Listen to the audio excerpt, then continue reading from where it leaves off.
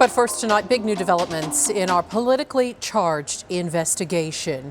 Phoenix Police Chief Jerry Williams will place officers tied to the so-called challenge coin in non-enforcement assignments until an outside investigation is complete. Word came down from a city spokesperson just about an hour ago. On Friday, we exposed Phoenix police officers celebrating shooting a protester with a pepper ball by sharing and selling a challenge coin.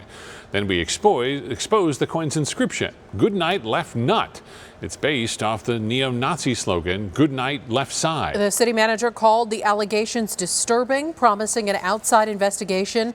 And tonight we've learned Ballard Spahr Law Firm will handle that investigation. What is unclear tonight is whether the new developments will affect the Maricopa County Attorney's Office decision to charge a group of protesters as a criminal street gang. Prosecutors are bringing a number of highly controversial protest cases based almost exclusively on the testimony and arrest of the same team of officers who possessed that coin. Here's ABC 15 investigator Dave Biskobing with the very latest. Now, the impact of this coin and its ties to hate speech could be significant. Many of the officers who possess the coin are known as grenadiers.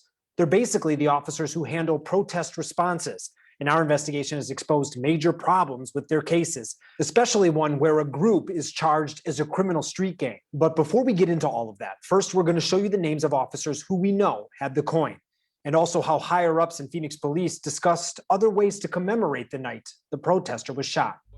We're only going to show this once. It's the shot in August 2017 when this man was hit in the groin with a pepper ball. We revealed he kicked a gas canister after rushing in to help this woman, and then they were shot again as they ran away. Phoenix officers celebrated with this challenge coin with messaging that's tied to hate speech. I mean, what was that like to see that?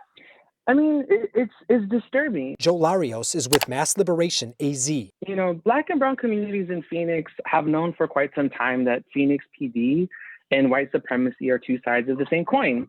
Actually, two sides, in this case, of the same challenge coin. Records show, according to officers' own testimony, at least 5 police grenadiers at the time admitted to possessing the coin. Now, this is not an exhaustive list. The coins were more widely sold and shared among officers. Here's one example. An ABC 15 follower sent us a shot of this 2018 eBay post. It shows the coin for sale publicly being sold by Burry Bryce in Phoenix. And Burry Bryce is a Phoenix officer. The big question's now, who actually designed the coin? And what officers knew about its ties to neo-Nazi white supremacist imagery and phrasing? We don't know that yet. But this text message printout, filed in court, shows officers almost immediately started discussing ways to commemorate the night. At noon, the day after, Lieutenant Pat Hoffman texted this to Lieutenant Benjamin Moore. Quote, "I recommend the inscription Protestus Interruptus be used to make the patch/hat more presentable." So now, the next big question. What's the Maricopa County Attorney's Office going to do? Prosecutors charged a small group of protesters as a criminal street gang.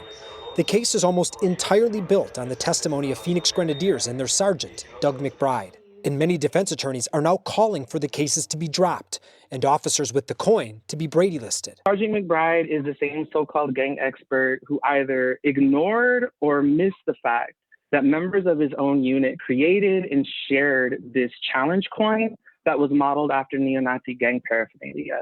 What this demonstrates is that Sergeant McBride has no credibility. Grand jury transcripts show McBride compared umbrella-carrying protesters to notorious gangs like the Crips, Bloods, and Hells Angels. And he should not be allowed to shape the prosecution of the protesters. I'm investigator Dave Biskobing, ABC 15, Arizona. Also tonight, no new written statement. Maricopa County Attorney Alistair Adele called our reports very troubling, but she did not directly answer questions about whether she would still proceed with the gang charges or reevaluate any cases involving officers with that coin.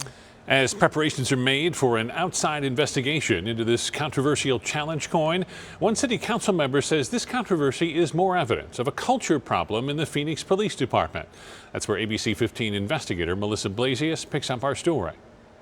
Phoenix officers passing around these challenge coins, celebrating inflicting pain on a protester with an inscription that mimics a hate group slogan. City Councilman Carlos Garcia calls it disgusting. Is beyond disgusting. And I think it shows the culture of cruelty that we've now come to see in the Phoenix Police Department. Especially after the initial police review happened quietly and found no misconduct worth punishing. Now, thanks to ABC 15, the story's been put out, and now they're finding a problem with it. I think the responsibility is on council and on the city manager and the chief of police for us to get together and make some systematic changes. Garcia is urging other city leaders to finalize plans to open Phoenix's Office of Accountability and Transparency so an independent civilian board can hear all complaints about police. Even the city's largest officers union is going on record saying, "We do not condone hate in any form.